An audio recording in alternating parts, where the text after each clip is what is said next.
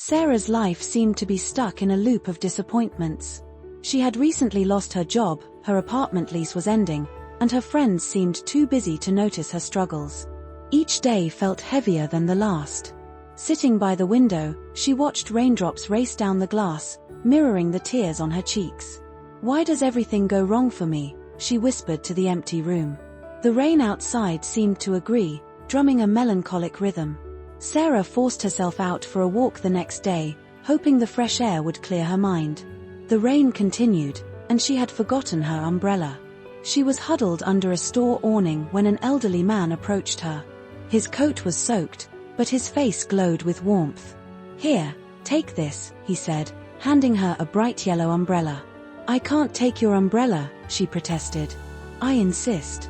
A little rain never hurt me, but it's no reason to let the storm win," he replied with a wink. His words lingered as she walked home, sheltered by the vibrant umbrella. Inspired by the old man's kindness, Sarah decided to try something different.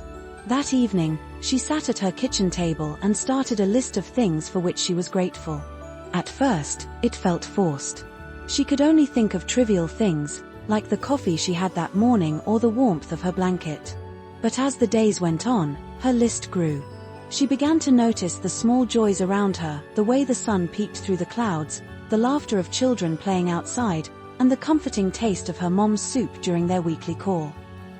One day, Sarah's gratitude journal led her to rediscover her love for art. She pulled out her old paints and brushes and began to create again. Her first paintings were simple, but they brought her immense joy. As she shared her work online, people responded positively, asking to buy her art. Soon, Sarah turned her passion into a small business. She transformed her living room into a studio, filling it with canvases, colors, and creativity.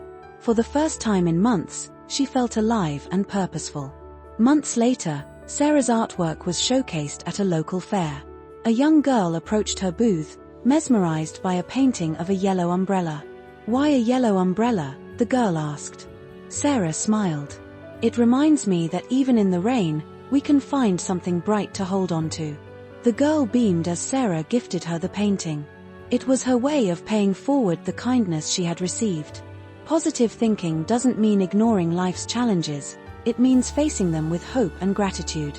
By shifting your focus to the good, even the smallest act of kindness or joy can become the seed for something extraordinary.